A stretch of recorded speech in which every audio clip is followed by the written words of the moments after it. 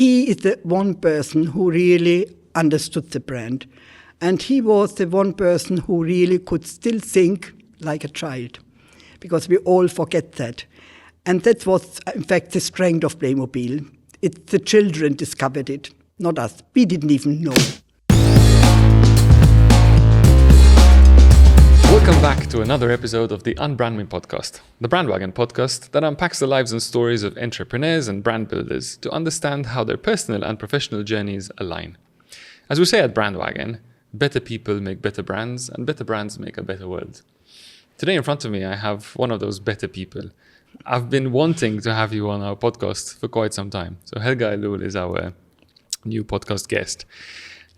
I've had a real pleasure to go to so many interviews, articles, podcasts that have been, over the years, asking you different questions and understanding your life. And the more I unravel, the more adventures I've seen, and the more I've also been lucky enough to have collaborated with you over the years in various places, either at Core or when you were a chairman on a project that I was working with. And I've always been a real big admirer of you. I'm going to go through the list of titles that you have. You're a wife, a mother, a grandmother. You sit on a number of boards and you consult a number of companies. You are the president of the Core platform, the former CEO of Playmobil Malta, a former director of Malta Enterprise. You were the first female president of the Malta Chamber of Commerce. You recently told me you also was there at the beginning of FHRD. You've been a trustee of the Richmond Foundation, a board member of the BOV Joseph Calleja Foundation.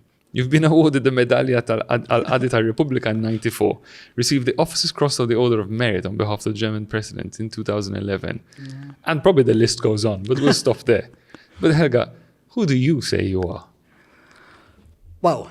Who I am? First and foremost, I think I'm actually a very private person, and what some people might not realize, actually quite a shy person.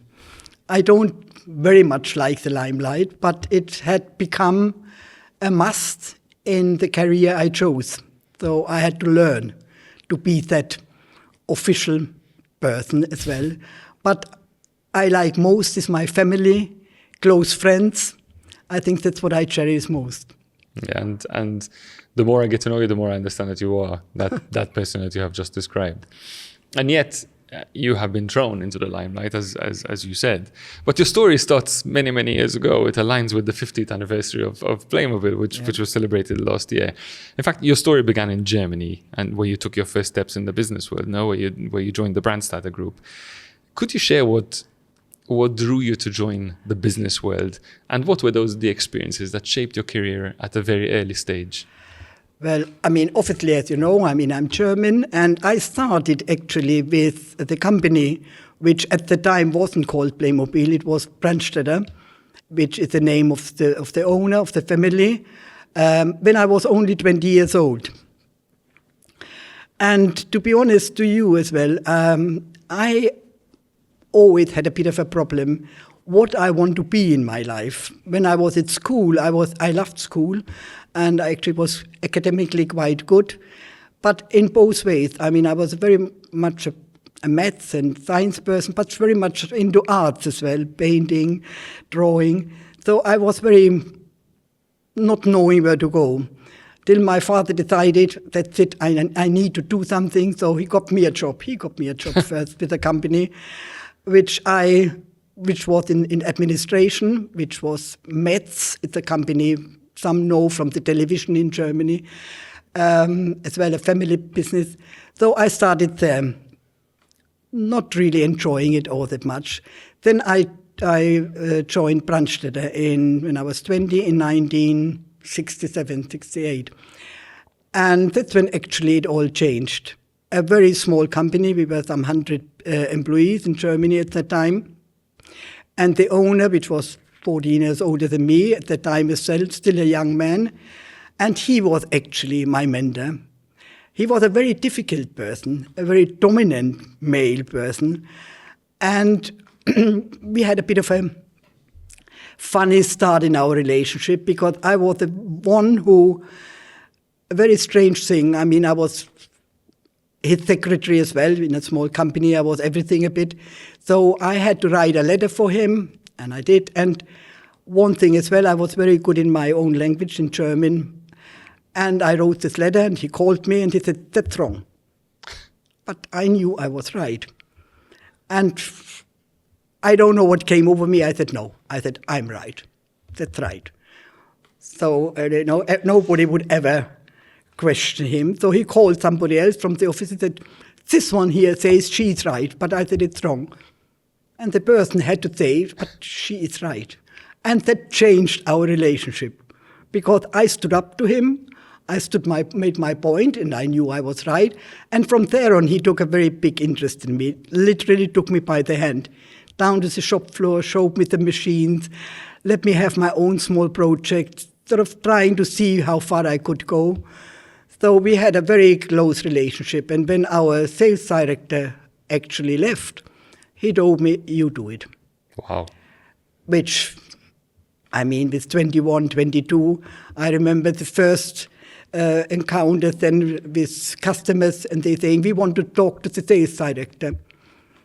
I said, no, it's me. Then they called him and they said, she's the right person, talk to her. So it was quite a struggle, because it was like everywhere, but in that time even more so a male-dominated world. So you as a young girl, had a very tough time. But he really pushed me. And we already had set up Malta in 71. Okay. Which at the time it was Brand International, not really known. It was a very small company, 50 employees. And what it was extended workbench in Germany. So all the material came from Germany. We assembled and we sent everything back to head office. So a very down to earth. And in a way, we controlled everything from Germany. So I was already involved from the German side with the Malta plant, but had never been. And then, obviously, it came to a point where we said, it's growing a bit. Let's put a bit more administration down there that they can do it, because we did all the payroll, we did all the accounts from Germany. And it was a bit cumbersome because we didn't have the technology we have today. So we were still doing telex. People wouldn't even know what it is, most probably anymore. We had typewriters still, not computers. So that's when we decided sort of to try and build Malta a bit stronger in its own administration. And that was the time when I said, let me go to Malta. He didn't want. I said, I need an experience. I need to be outside. I need a new angle. And I said, look, I go for 1 year. I set it up and I come back. I said, you can manage without me for a year. And that's how my journey to Malta became. It was, funnily enough, exactly after the Toy Fair when we launched Playmobil. Okay. So Playmobil is 50 years old. I'm 50 years in Malta. Wow. And that's what changed everything. Playmobil obviously changed everything. The whole company, the Malta plant, everything. So I stayed for 1 year.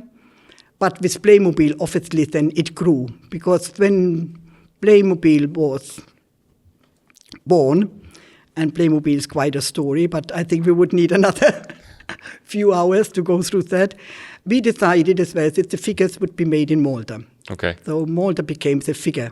Because before the Brandstatter Group used to produce toys like boats and planes and this sort of stuff. We were a run-of-the-mill toy company. So we used to do mainly walkie-talkies, telephones, but we had as well bigger cash registers and whatever. But we sold toys, not as a brand, but on quantity. Right. So if you order 1,000, you get one price, 2,000, one other, container-wise. We had quite an extensive export business to the States with big companies in the States. So, I mean, we didn't have a brand. We weren't known as a brand. So with Playmobil, it all started a complete different journey to create a brand, which at the time we didn't really know how to do it, but we learned it. We were very lucky at the time as well. When Playmobil was launched, obviously the guy who made Playmobil, which was Mr. Beck, our designer at the time, he is the one person who really understood the brand. And he was the one person who really could still think like a child, because we all forget that. And that was, in fact, the strength of Playmobil. The children discovered it, not us. We didn't even know the strength of it. None of it, not the owner, not us. We didn't know how strong Playmobil is. It's the child who knew it.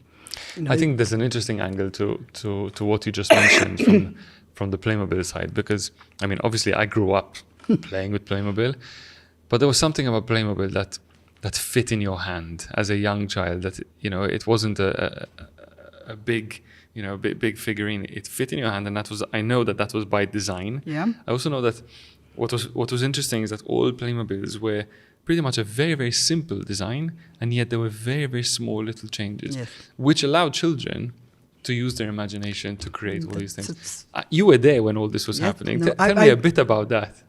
It was an amazing story, Peter, because I remember, first and foremost, you said the size, which is very important. It fits in a child's hand. So that was an important... Was it 4.5 centimeters? Yes. Yes. It was exactly, you know, also the face, you know, and I remember us as well, as grown-up saying, but maybe we would need to have a nose, or we would need a smiley face, and this Mr. Beck, he knows, no. Let the child imagine. The child will know if the figure is sad, or it doesn't need it. You need that. You need the child, and it's. I mean, as well, when we launched it, all the toy buyers, all the people who really knew the trade, nobody knew it. I mean, when we launched it, people said, the buyers, they said, "What the hell is that?" We launched 3 figures. You know, that's how Playmobil started. It was a knight, it was an Indian, and it was a builder, a road builder. These were the 3. But again, he was very forward-looking. The knight was a very German, strong figure. The Indian was the other world, the outside world. The builder was a German, solid workman. You know, so, I mean, he covered the sort of spectrum. I mean, he was a brilliant man. I mean, obviously. And when you think of it as well, when Playmobil was born, in retrospect, there was never a play figure. And that was as well what he said. He said, we produce cars, we produce trains, we produce houses, but where are the people? Yeah, who's going to live because in these there were houses? only the big dolls, there The were the Barbies. small, you know, but there was not a play figure which fitted into all of this. So he discovered a niche which nobody at the time recognized. Retrospect is easy to understand. In fact, even Lego, no? Lego were Lego very later, late. yes. Yeah, no, they were Lego late to the only had the party. blocks and the houses, but not they came with the figure much later. Because what obviously was part of the size as well, it fitted into Legos. That was very clever. So it was very clever. So then Lego did the figures, and we had to build houses and other things, you know. But it helped as well that these figures could play on the very beginning with the Lego brand until they both had their own ways. But it was quite a story. So when we came out, and in fact, like I said as well, Mr. Brunster, the owner, who was my mentor, he was a very clever businessman in every respect. Because when we launched it, as I said, nobody understood and saw the potential. But we had one Dutch customer, old customer of ours, and he was the one. He said, I give you an order. Because at the time, you only made a mold, you only start producing when you had an order. Of course. And it took months to be delivered on that order. And obviously as well, the molds were quite expensive. A mold was 50,000, you know. So we had this one order, but this one order was not enough really to get the investment, because we were short of money at that time as well. So what did he do? He went to all our big customers in Germany. We had the Quelle, the Karstadt, the Kaufhof at the time, because it was a different landscape out in the business world. And he went to them and he said, listen, he said, I launched this item and I got somebody who wants it exclusive, but you are such a good customer of mine. Before I give it exclusivity, so the minute they hear exclusive, they want it as well. And that's how he got sort of the first quantities to make it worthwhile producing it. So that's how Playmobil started, on a very note like that, not in a full blast. So then we had as well, at the time, a new team. We had a guy from another company who was with a company before, who was on brands. So he knew what a brand meant. So he really helped us to try and shape a branding. I mean, even from the name. The name wasn't a German name. It No, was the a very name, sort of... it was the owner, really. Yeah. The Play and Okay, Mobile. but it was a sort very, of Playmobil, it was very you know. international, global type Yes. of name. Everybody could pronounce No, but it. he was always very Americanized. He Okay. was a guy who brought the hula hoop to Germany. That's an Made a interesting... big, no, because he went as a young man to the States, saw this hula hoop, got it, brought it to Germany and made a big success. And that's how he became as well CEO of the company. Because as a young man in his 20th, he had this brilliant idea. So he was an entrepreneur, a businessman. Right. So I learned obviously a lot from him. Of course. That's amazing. And you were talking about this branding guy. So who was work? To tell me a bit about... Because he came from this company and he immediately told us, he said, this cannot be sold on quantity. We have to make a brand. Now, that was a complete different way for us to do business because you had to go to the retailer. Before, we used to go to wholesalers. Who got the big quantities, and then they went to the small. We had to go to the small shop owners. So we had to invite them. We had to show them the brand. We had to work with them. I mean, where to place it on the shelves, how to do it, to build up a whole series, because it was as well the Mr. Beck, the designer, he said you have to build it small. You can buy the bigger one, a bit of a bigger one, and the very big one. So you build this whole... cascade, Regiment, as you know. yeah. So you have an entry packet, and then you'll... And very clever. Very in clever. every single packet that you got, There's you a got a catalog. brochure, There's of a course, catalog. which you kept until Christmas, yeah. and then made signs to your parents. And who This did one. it? Of It's the course. children Of who course the told children them, did it. I want this, I want this. So this was an important thing, like you were just saying, that there was a small catalog in any toy. So it's the children, not the parents, not even the parents understood. It's the child who wanted this. And we had a very, always kept, till I left Playmobil, definitely, and I'm sure it's still now, a very open door policy with children. So a lot of the items were actually what children told us they wanted. How clever. They were the ones helping us to design, because they said we want a tree house, we want this, and this one needs that, So it was very much the consumer is the child. Of course, the user, and we listened literally. to the consumer. Fantastic. What a great client. story. And I mean, I'd love to continue talking about Playmobil, but I think it would be interesting to hear about how this young German woman gets into a Volkswagen Beetle and drives all the way from Germany, all the way to this little island in the Mediterranean without GPS, without mobile phones. I'm wondering what your parents were thinking. Tell us a bit about that story. How did that happen? My parents thought I'm definitely crazy, but my father was in fact the vocal point in the family. I was very much a daddy's girl. I have a younger brother, and my mother was a homemaker. We always had a very home with all my friends, all the family there, but Papa was the one really. Very, very conservative. He was an accountant.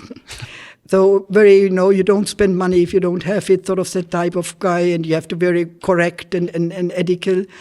But he again, in a way, when I told him I'm going to Malta, drive down with my car, he said, this girl is crazy, But I was out for an adventure. I didn't even realize myself. So this whole journey down through Italy, stopping in Rome, then there was still the time, I don't know if you remember, but you couldn't drive on Sundays because of the petrol, because it was the time as well, the oil prices, petrol, That's why as well we went into Playmobil, but it's another story, because the oil crisis pushed us into a small figures, because the plastic material, content was cheap. Not to have a very pricey item. And so I stopped outside Rome, and I mean, quite a story. I went up to Syracuse down there, over with the ferry, coming to Malta. I've never been to Malta before. And we had in Malta, in the setups, and we had a technical manager, a technical guy. Another story as well, we bought the first injection machine to Malta, so we bought a new way of business into Malta. So there was this technical guy who ran the plant, and I came, obviously, to be in charge of administration. So there were young girls, 3 young girls, I remember, 18 or 19 at the time. So when I came, I remember the first time in the office, I had to find my way to Pull-A-Bell. in this industrial estate, a whole year. I stayed in a hotel, obviously, when I arrived. And nobody picked me up, so I had to find my way myself, but I did manage. And then when I went there, the girls, so I said, there, so the girls came and said, you have to tell us what to do. I said, No. You need to tell me how things are being done here. I haven't got a clue. So I have to learn from you.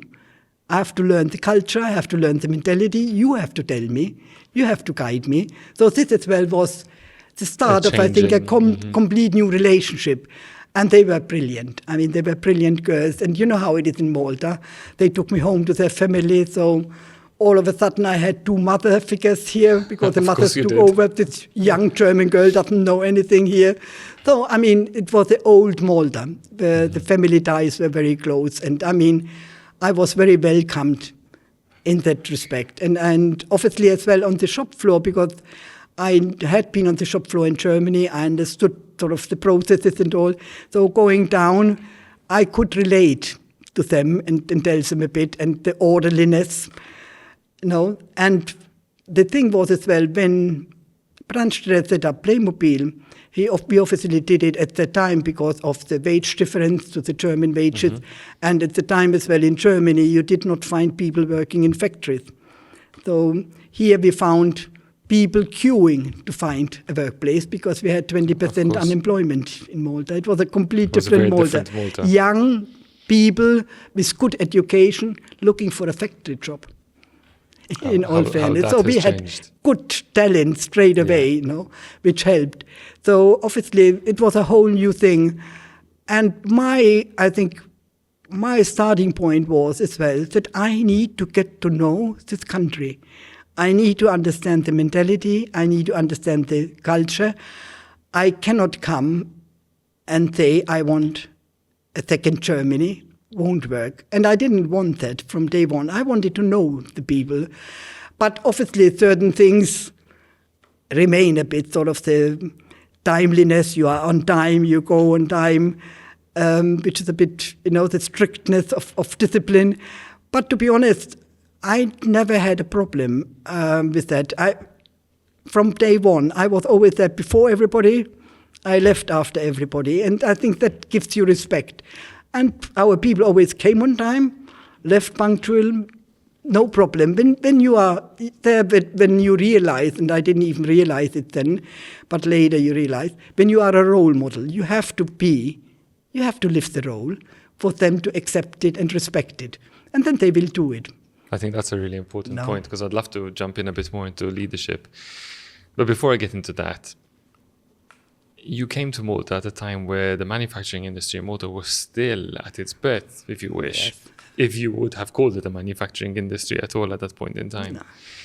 And yet, as Playmobil grew and as the factory grew in here, and then you built a new factory, a number of, you had all these satellite economies growing around the Playmobil model. Yeah. So other businesses who used to supply you with stuff, people working in the factory, but also at home, taking the figurines and assembling them. We all know the stories, or at least some people my age remember those stories as well. Yes, of course. I mean, it must have been really interesting for you to be doing that. And you have become so synonymous with the growth of the economy here.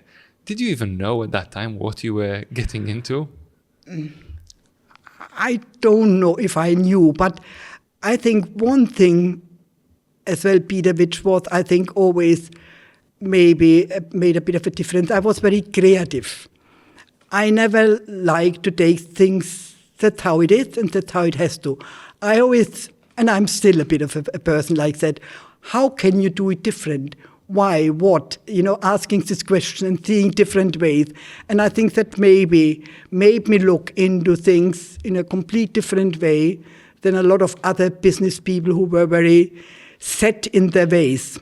And that's when I realized as well, I mean, one of the first things I said to myself as well, in order to get to know the business climate in Malta, I need to reach out. So I looked around what there is in Malta, and one of the things which was very instrumental actually, because at the time, I think that was still driven at the time by the Mindorf area, where cleverly enough, at the time it was called the Malta Development Corporation, not Malta Enterprise, they went out to go for German investment with a clever aim of getting the know-how and whatever. And they had a guy, Karl Brandt, I remember him way back, he knew the middle class. That's the small manufacturing, which are family businesses in Malta. And he aimed for them because the big companies, Malta was too small for them. Yeah. So these were the ones. And they were the German model where you have apprentices, where you train people, skill people, the master degree. So he wanted that type of people coming to Malta with the right incentives. We had the tax holiday, cheaper wages and all that. So, and that started as well, the German companies setting up. And I remember at one time we were some 50, 60 companies in Malta, also small family businesses. And I think that was a very clever way of doing it. So with Playmobil, we were one of the first German companies. There was Matterhut, married at that time. He was at the same time as us. And the only other big plant was Malta Rubber, if you remember at the time. But there were very few. What I did as well, I looked in what there was in Malta. So I remember, for example, like printing, these small catalogs and things, what I could get in Malta. And the small businesses to help them to grow. I remember Gutenberg as well, printing for our German plant, exporting actually, not just for us, to give these companies as well a sense of where they could go, of where they could grow together with us. And always in a way, which is as well a thing I was always very consistent on, any relationship, and I love building relationships, not just business, but building relationships has to be a win-win. You cannot just take. Both sides need to gain from it. And I think that is where the good fundaments are created in a business relationship, when there is enough for both of them, and the honesty and the trust where you can build together. So I went out, and at that time, with all these foreign companies starting to grow in Malta, there was at the time a drive from these foreign companies to set up their own lobby group, call it like that, because there was a Malta Chamber of Commerce, which was very much importers, traders. And there was a Malta Federation, which nobody really knew, very small setup, which was, I think, the mill, the brewery. I mean, there were very few Malta industries as such. So they wanted to set up their own lobby group. And I was the only woman in there. Of course. And we had this internal meeting. And they said, look, we need to have push with the government our own. And I said, no, I do not like that. We are in a host country. This is their country. I wouldn't like the Americans coming to Germany and telling us Germans what to do. I think it's wrong. We need to go into their institution and make our issues heard and push it together with the local people. It's their country. They need to drive their country. So maybe I was a very oddball, but I felt like that. And I said, very wise, for sure. So we didn't, and then they said, all right, let's try and look at this Federation of Industry. So that's how I came to the Federation of Industry. I remember, and they, as a woman as well, and I had some other colleagues from the foreign companies, and we said, look, we would like to join you as foreign companies to as well tell you our issues. So together with you, with the Maltese industry, we can sort of lobby the government for the right industrial incentives. So they said, all right, because we were all exporters, because we foreign companies all set up in Malta to export things out. They said, all right, you can be the exporting department. So we became the exporters in the Malta Federation, which they didn't like first. The others, I said, look, don't worry. We're in. We'll get in, until obviously one of our exporter group became the president, which was Joe Crioli, and the whole federation changed to that. And thanks God. And the federation was a very dynamic group, I must say. I mean, I was there from day one till we actually joined the chamber.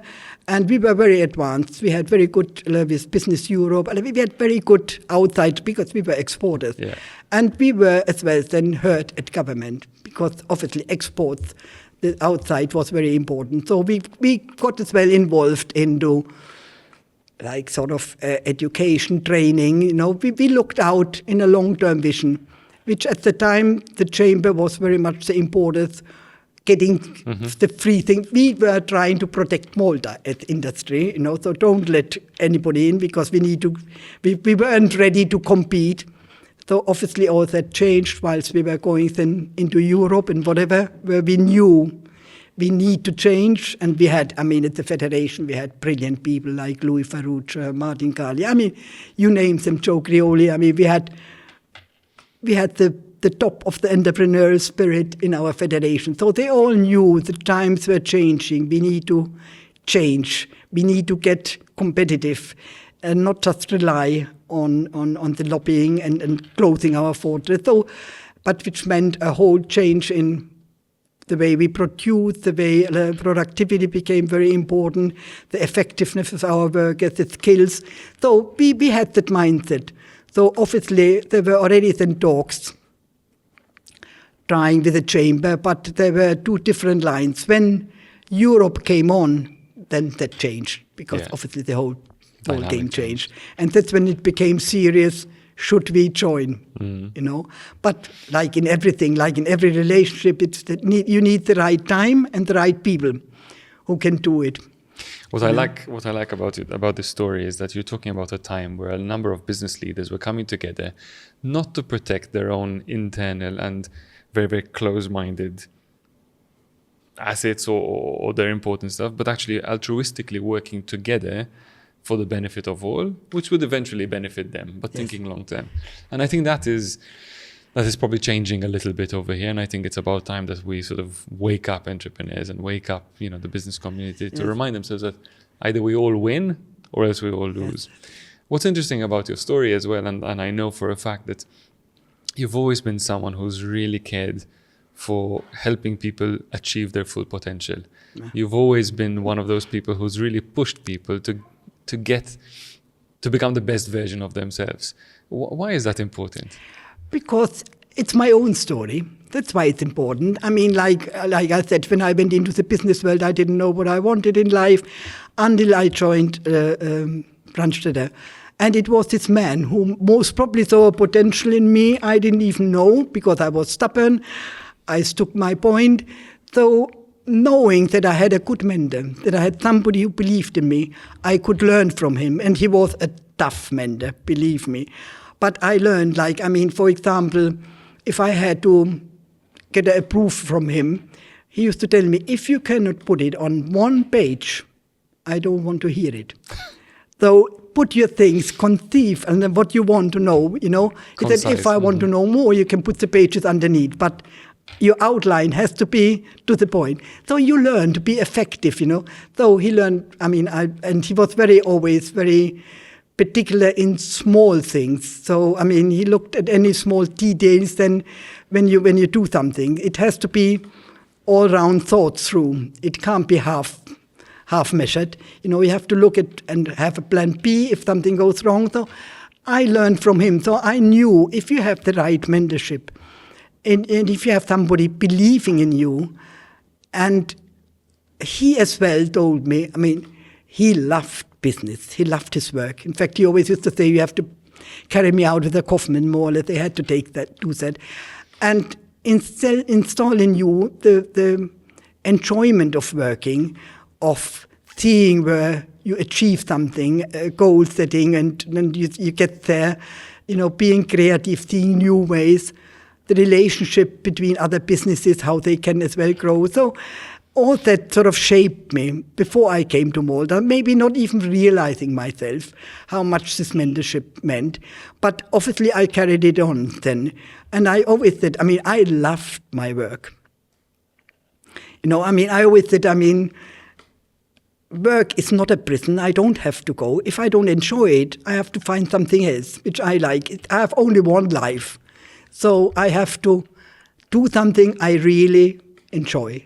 I look forward to. Money is important, but it's more the fulfillment, the satisfaction of achieving something. So I think with that mindset, I did it as well with my people. I'm very much a people person. And I think a company is people. People make a company, not you. I mean, I didn't make Playmobil. My team, I had a brilliant team, brilliant people, young people. But we had as well we had a sort of relationship where everybody could bring his ideas in. I listened to say, all right, I knew what I wanted, but I was open-minded to see. And I always said, all right, that's where we want to go, let's start. But if we have to change, let's be adaptable, let's be flexible, not be stubborn, as long as we get there. So it was this mind frame. I mean, I had some of the people, Peter Diacono, who joined the company when he was 18. I had just had to take off my old accountant, and I got Peter in as the account clerk, and then he became the accountant.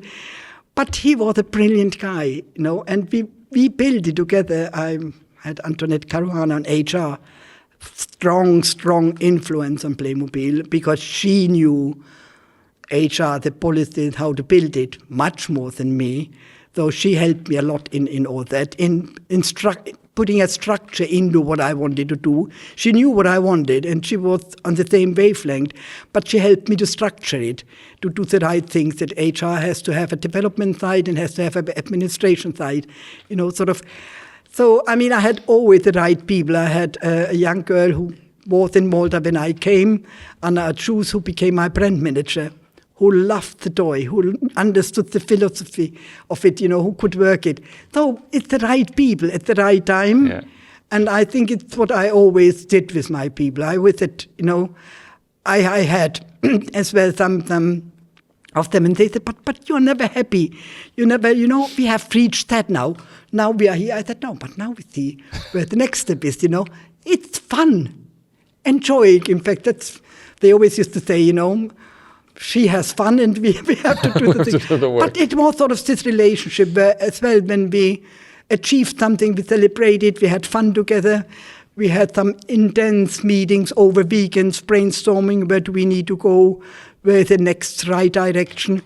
But it was such an enjoyment for me, to always go out and do it.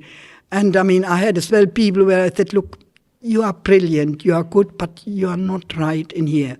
Then you have people who are actually very, very good, but not team players. So, you need to have that, But I never, in all fairness, or very rarely parted in a bad way. I always said, look, I even help you to find the right one and keep an open door, but won't work, Mm-hmm. And a lot of my people at Playmobil, who started as technician, became manager, became that.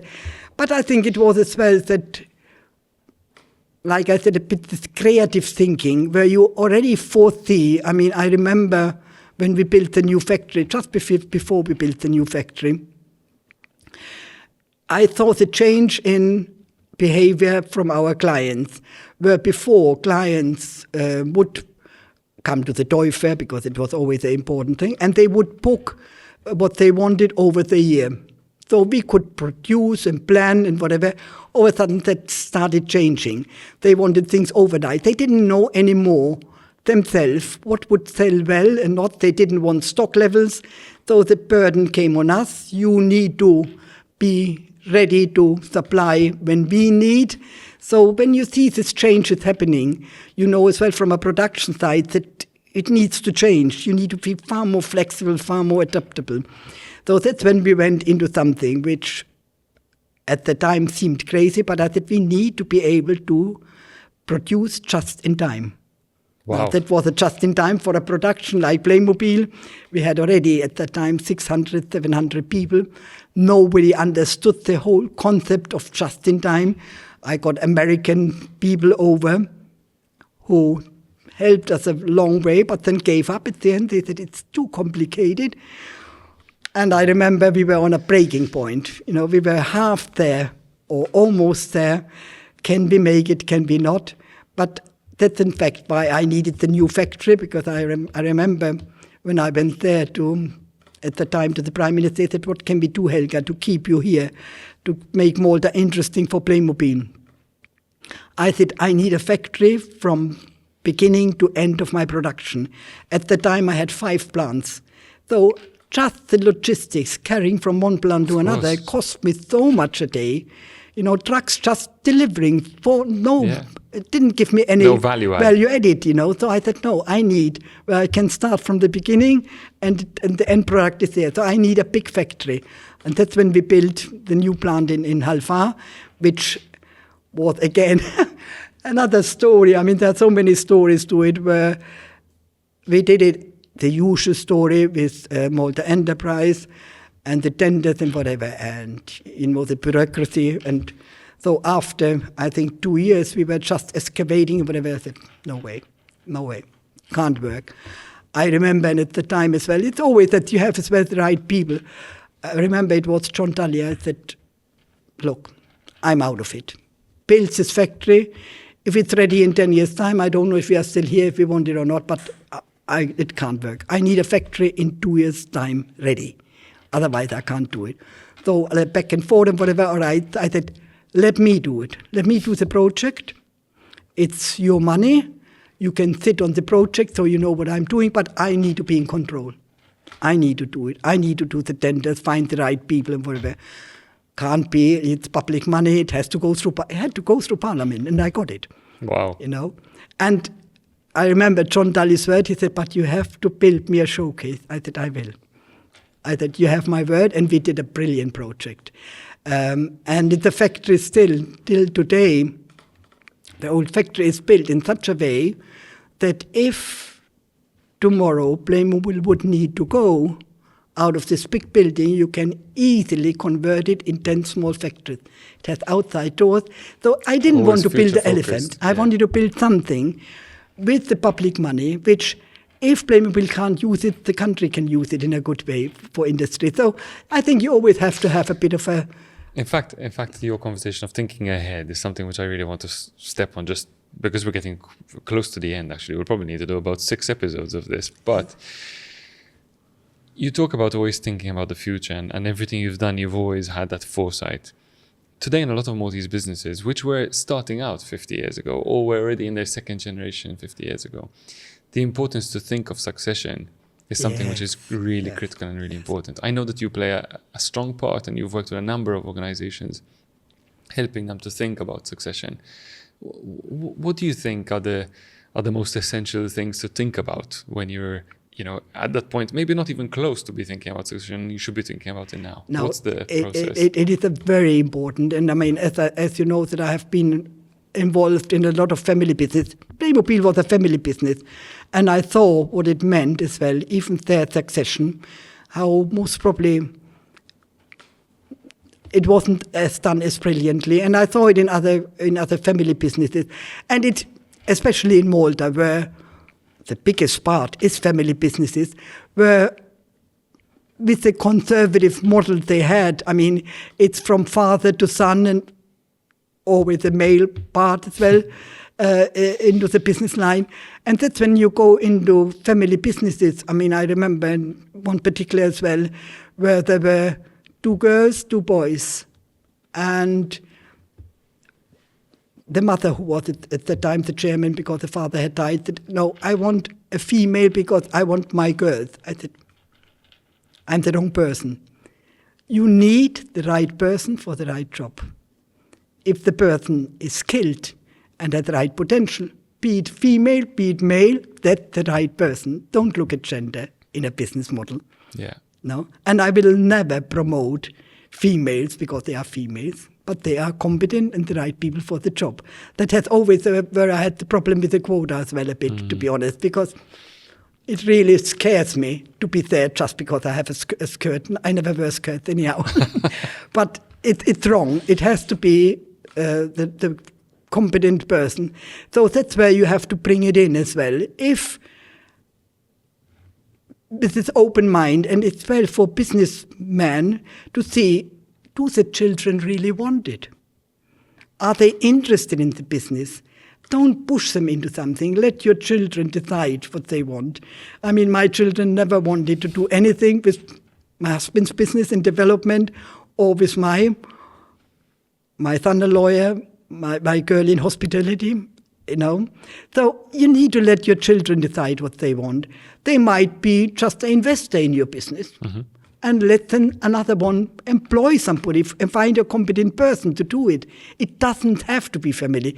If you find somebody in the family who can do it, that's brilliant.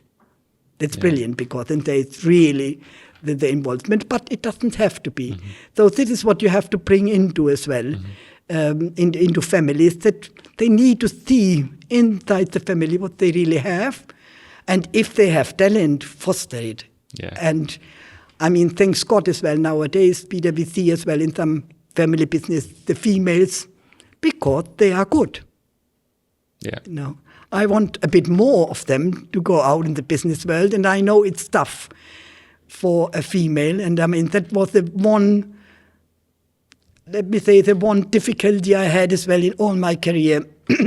I loved my job, I loved my work, but I wanted a family. And that is where you come into crossroads. And I can imagine a lot of females have that as well, where you say, can I do both? And in fact, that was my thing as well. I knew I wanted a family. I knew I wanted children. Can I do both? And I mean, thanks God, I mean, my husband and even before we were married, we discussed that. He knew how much I loved working. He wanted as well children. We knew that. So I said, and I remember as well, my mother saying, now you're pregnant, you stop working. I mean, this old-fashioned thing. And I mean, it is difficult because, I mean, I remember when I was pregnant as well, to this owner, to my mentor, he said, oh my God, you are pregnant. I said, yes. He said, so what? I said, look, I do not know. I have never been a mother before. I don't know what it means. I said, one thing I can tell you, if I can continue working, I would like to. But I do not know. What I can promise you, whatever, I will make sure that I will be there till it's handed over to somebody who can take, if I can't do it. I said, more I can't promise you. I will caretake that. But I said, but if I can, I will be back. And that's what I obviously did. But it was always a tight road. And I think at the beginning, especially when my children were young, I think this guilt, am I a good mother? Am I doing the right thing? And that's where I think I got as well a bit of problems with other women. Because don't forget, most women in Malta at that time, when they had children, did not work. So I was such an oddball, even for them. But is she really a good mother? Or some people said, what, do you cook? You know how to... I cook every day, I love cooking, actually. That's one of the things I enjoy. Sort of this thing. So I had no time for this socializing with women, because I was always working, Men did not understand the things as well, how I managed with the children. I had, thanks God, a husband who fully supported me, was maybe towards the children as much a mother than me. In fact, we didn't have a mother and father role. We were parents. There was always, one of us was always present, whatever. But we had a very shared role. And I think, like him at that time, not an easy role for a man at the time. We are going way back. But he was one who would change nappies, take the kids. He traveled with my daughter when she was 6 months old on his own, And I think he used to tell as well his friends, when, that you don't know what you are missing out. He gained from it, which I think his friends didn't realize, because they were the fathers coming home at night when the children were already maybe asleep or whatever. He was there all the time. And I think what I enjoy more is seeing now my children reliving it. They grew up like that. We were always an open family. We had every evening a meal together, but then it was always, I want to talk, what was your day? Children having their day as well, criticizing certain things straight openly. So we had even at home this relationship. But and I'm seeing my husband now with the grandchildren. As good as a father he was, he's even better as a nano, still doing homework with his grandchildren. I mean, the joy you get out of that, you know. And I see, thanks God, now a lot of young fathers taking them on and getting the joy out of it, being part of their children's life and molding it, not just the female, you know, and giving maybe the female as well a chance to have her own personality. No, I mean, you can be, for me, having to work and being out and the thing was, I needed to be a happy person, to be a happy mother. And I could only do that when I had satisfaction and fulfillment in myself, in my personality. I mean, being a mother at home and saying, I mean, I have to be now with the children. I don't really feel like this, and going just to coffee morning, playing tennis or that wouldn't have been a life to me, you know, and I wouldn't have been a happy mother. So and the children they didn't ask me that.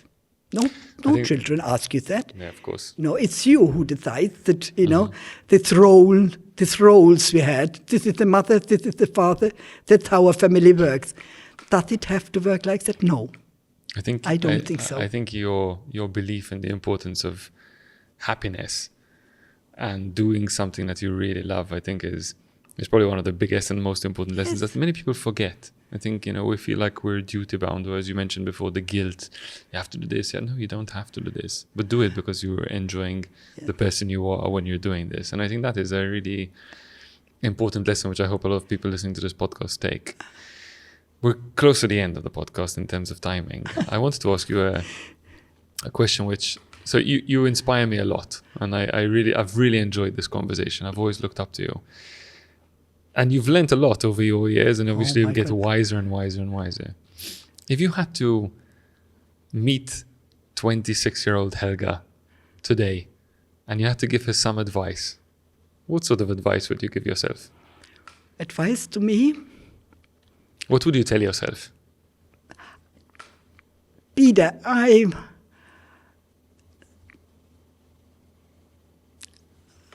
what I would maybe think is that when I was a young girl, I was very risky and adventurous, maybe a bit too much.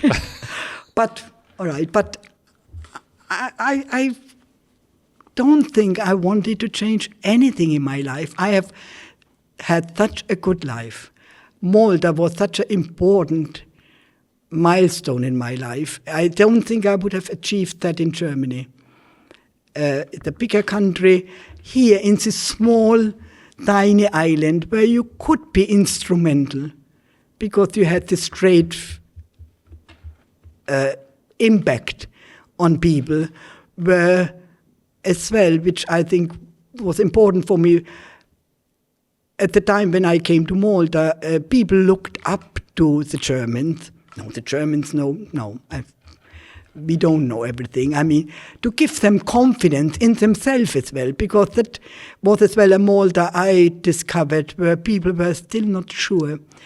They were so well educated, you know. I mean, the English language. I mean, I have nothing. My children speak Maltese. My husband speaks my grandchildren. Unfortunately, I never managed it. I never mastered it. But English is a lifeline. That's the one good thing that the English left you, because it reaches you in the world. So all these things but give you confidence in being Maltese, in your small community, in your strengths, building around that. I think I wouldn't have achieved it anywhere else. So this Malta part is such an essential. And I think that was the best decision I ever took in my life. A hard one for a few years, to decide where I belong, because I kept my flat in Germany for 3 years. I mean, I was still always on the urge, am I going back? There was a time in Maltese history where as well, then do we have to leave the island? Will the island develop in what we want? You know, I mean, there were all these times, which most probably some of them you lived through it as well, or some of them you will be told about it. So, I mean, with my 50 years, I lived through all these different times of Malta as well. and I've seen the development, obviously, seeing what's happening now. And to be honest, to me as well now for my grandchildren, I love the way technology has helped us and is helping us. What's happening to a certain extent with IA, whatever, scares me a bit. It's maybe the unknown. I'm a bit scared. I said, our world is changing so fast. This technology, this social media is so powerful, so false, so many, it's scary almost. But I'm older now, so maybe I'm not as risk-taking anymore, and most probably our young generation will manage it. But it's a scary world now out there, and we are seeing as well what's happening all over the world, in America and Ukraine. But it's a scary world we are living right now. And to a certain extent, I say sometimes things God, I'm that old already now. Because you need now the young ones again to try and shape this world better, Well, thank you so much. This has been a really wonderful podcast. I told you I was going to ask you a question. If there was a film made about your life and you had to choose one song, which was the soundtrack to your life, do you have a song? Oh my God, I'm normally more into classics, but a song? Oh yes, there's only one. Frank Sinatra, I Do It My Way. You sure did. Helga, thank you so much. I really appreciate how generous you've been with your memories, with your time, and with your wisdom. So thank you very much for being on this podcast. Thank you. Thanks.